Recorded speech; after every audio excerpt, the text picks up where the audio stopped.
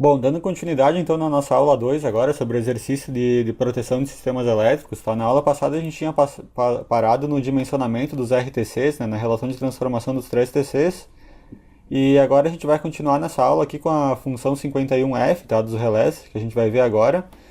E a função 51 ela é basicamente essa curva aqui, tá, temporizada, essa parte aqui da curva, que é a parte temporizada da curva da corrente da curva de tempo ali por corrente elétrica, tá, do relé.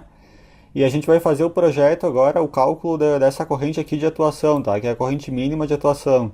Se vocês notarem aqui, existe uma semelhança muito grande com a curva dos disjuntores ali, termomagnéticos de baixa tensão.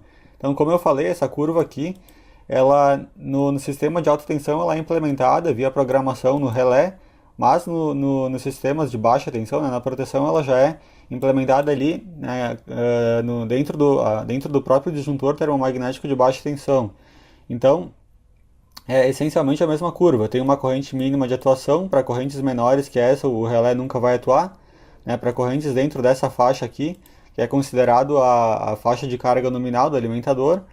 E a nossa intenção agora na função 51 é projetar essa corrente aqui, que eu vou chamar de I min AT, né, I mínima de atuação.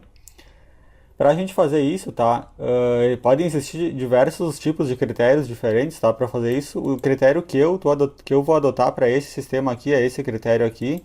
Tá, isso aqui é uma premissa, não é uma regra, não quer dizer que tem que ser desse jeito aqui, né. Vocês podem estar encontrando na bibliografia outras premissas para o projeto para esse cálculo aqui. E basicamente aqui o que me diz essa expressão aqui, tá? A corrente mínima de atuação ela tem que ser maior que esse termo aqui.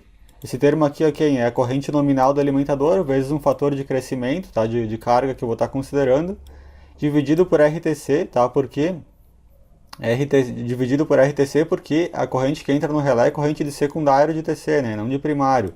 E isso aqui em cima é corrente de primário. Então eu divido por RTC sempre para estar obtendo uma corrente de secundário na entrada para o relé. Então essa parte aqui esquerda aqui da equação aqui ela vai me dizer o quê? Que o relé nunca pode atuar para condições normais de carga e ainda posso tolerar um certo nível de sobrecarga aqui, que eu vou colocar através desse FC aqui, né? E a corrente também ela tem que ser menor do que o curto-circuito monofásico, está no final do trecho. Então eu pego ali o dispositivo de proteção e olho qual que é o próximo dispositivo ajusante, né? Ou seja, o final do trecho do dispositivo de proteção que eu estou projetando a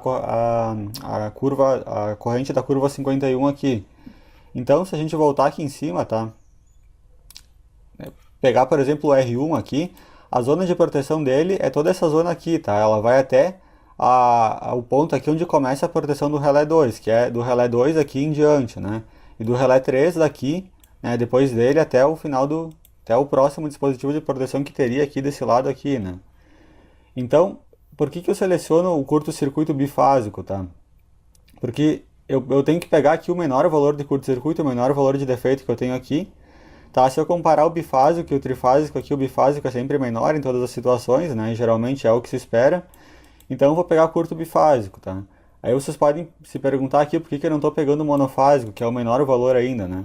Porque o monofásico ele vai ser, como ele é uma corrente elétrica que retorna pelo neutro, né, pelo terra, eu vou estar detectando eles através do relé de neutro, tá? Então eu não vou estar na função 51, na função 50F eu não vou estar utilizando corrente de curto-circuito monofásica, porque eu vou usar depois na proteção de 51 e 50 de neutro, tá? Que é através da corrente no neutro, do relé de neutro, que eu vou estar detectando ali se ocorrer um curto monofásico. Então, se eu projetar aqui para que o meu sistema ele atue num curto bifásico, né, o trifásico que é maior ainda, né, ele vai estar mais à direita da curva lá, ele também, consequentemente, ele vai ser detectado pelo relé. Então, o que seria o final do trecho aqui pro relé 1, tá? Aqui é o começo do trecho, que é a barra A, o final do trecho é a barra B. Então eu vou usar essa corrente de curto bifásica aqui, para estar utilizando com esse relé aqui, lá no critério da função 51. Aí quando eu for projetar para o R2, o final do trecho dele é a barra C, então eu vou usar essa corrente aqui. E quando eu estiver projetando para o R3, o final do trecho é essa corrente elétrica aqui, tá?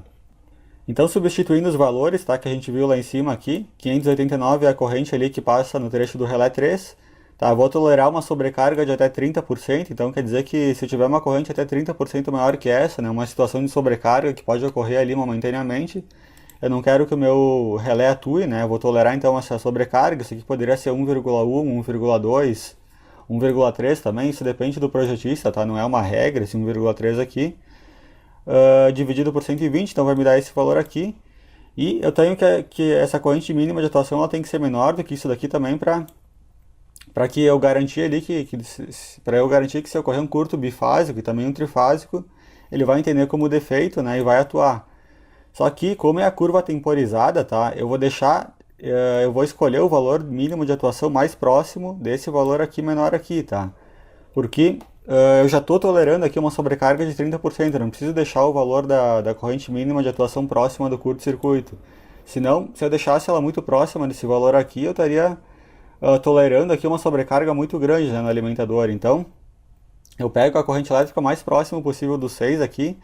Poderia ser 6,39, mas eu escolhi 7 aqui, tá, para deixar um número inteiro, arredondar. E então essa aí mínima de atuação para o relé 1, tá, ela fica sendo como 7 amperes, tá. Aí para o relé 2 é a mesma coisa, tá? Aqui eu vou projetar a I mínima de atuação dele, tá? Só que agora eu vou utilizar os dados do relé 2, o RTC2, o curto no final do trecho, que vai ser lá na barra C. A corrente nominal, como a gente viu lá, é 451,82, sobrecarga de 30%. Cheguei nesses valores aqui, então o valor mais próximo aqui eu vou pegar 6 amperes, tá? Então aqui vai ser 6 amperes para o relé 2. E finalmente para o relé 3 aqui a gente tem, então, esses valores aqui, tá? 125 lá no trecho lá do final do alimentador, 80 é o RTC3. Cheguei nesses valores aqui e vou pegar um valor próximo aqui, vou pegar 2,5, então, tá? Poderia ter pego 2 também, né? Acho que 2 até teria sido melhor, mas nesse caso aqui selecionei então 2,5. Bom, tendo calculado a função 51, agora a gente pode ver a função 50f, tá? Que é a função instantânea. Então a função 50f, ela é, como o nome diz, ela é instantânea, tá? Ela corresponde a essa parte do gráfico aqui, por exemplo.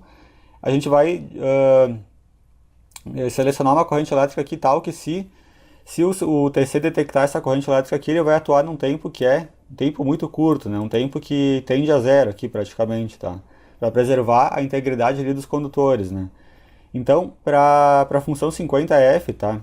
Esse aqui vai ser o critério adotado nesse caso aqui. Novamente, isso aqui é só uma premissa que eu estou adotando, mas não quer dizer que seja única, tá? Provavelmente vocês vão ler outros livros, aí outros autores eles vão ter outras soluções, né? Podem estar apresentando diversas outras soluções para o mesmo problema. Mas o que a gente vai utilizar aqui, tá?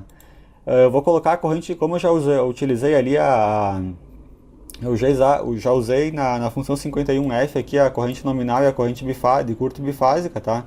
A instantânea, então eu vou proteger ali da corrente elétrica trifásica, tá? Então eu vou pegar aqui até 80% do trecho final do alimentador, tá? Então, por exemplo, para o R1, vou selecionar o R1, vou pegar a corrente elétrica até 80% no final do trecho, tá? Do R1, e vou dividir pela relação do RTC1 porque eu quero uma corrente de secundário de relé, tá?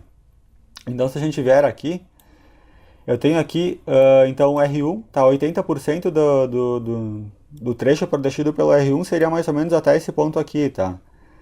Aí a minha intenção agora é calcular qual que é a corrente de curto-circuito trifásico até aqui, ó, 80% do alimentador, né? Aqui na barra B seria 100%, então eu quero 80%, eu quero mais ou menos por aqui, tá? Eu sei que a corrente elétrica na barra B de curto trifásico é 8,8 kA, tá? Se vocês notarem aqui, a corrente elétrica dos três curtos-circuitos ela vai diminuindo à medida que a gente vai para a direita, tá? Porque, como eu falei lá no vídeo passado, vai ter o acúmulo da impedância, né? Vai aumentando e os níveis de curto-circuito vão diminuindo, né? Na medida que a gente vai aqui, desde o início aqui do alimentador até o final aqui na barra D. Então, se eu quiser proteger, tá? Determinar que a minha zona de atuação do relé 1 ela vai ser até 80% aqui, significa que a corrente de curto trifásico que eu vou estar usando na função 50f aqui para o meu R1 aqui, ela vai ter que ser um valor maior que 8,8, tá? A gente vai calcular lá embaixo, mas eu estimo que seja em torno de 9 ponto alguma coisa quiloamperes, tá? Que vai ser a corrente aqui, porque eu estou indo mais para a esquerda, né? Se eu vou mais para a esquerda, as correntes elas aumentam. Então se aqui ela é 8,8, aqui ela vai ser um pouquinho maior, vai ser 9, alguma coisa, tá? Por que que eu faço isso? Porque se eu colocasse 8,8 kA aqui e ocorre um curto-circuito trifásico aqui, imediatamente aqui depois do relé R2, pode ser que esse relé aqui acabe atuando aqui indevidamente, né? E a gente sabe que se o curto trifásico ele for aqui depois do R2, é o R2 que tem que atuar preferencialmente, ele tem que ter o tempo de atuação menor, né? Então, para não acontecer isso, eu não vou utilizar a corrente de final de trecho aqui do R1, que nem a gente tinha usado lá no critério do curto bifásico. Eu vou utilizar até 80%, tá? Que vai ser a zona de proteção do meu R1, então vai ser até aqui, tá? E a gente vai ver o método que eu utilizei lá para estar calculando a corrente de curto trifásico mais ou menos nesse ponto aqui. Tá, isso pode vir até de simulação em software, tá? Eu só simplesmente arbitrei, tá, os valores das correntes elétricas aqui, mas uma situação real aqui tu vai pegar, né, tu vai utilizar um software que calcula as correntes elétricas de curto, tu vai estar vendo aqui, então a 80%, quanto que seria o valor certo da corrente elétrica, tá? O que eu vou utilizar ali é um método mais empírico ali, tá? Só para a gente utilizar nesse exercício aqui, mas na prática tem que saber certo os valores de curto-circuito em cada ponto do teu sistema. Então eu pego a corrente elétrica ali na barra 2, na barra B, tá? Diminuo na barra A, diminuo da corrente elétrica da barra B, extraio aqui 20% aqui do valor ali da diferença do curto trifásico entre as duas barras e somo com 8,8 kA, tá? Então é como se fosse mais ou menos uma regra de 3 aqui que eu acabei de fazer, tá?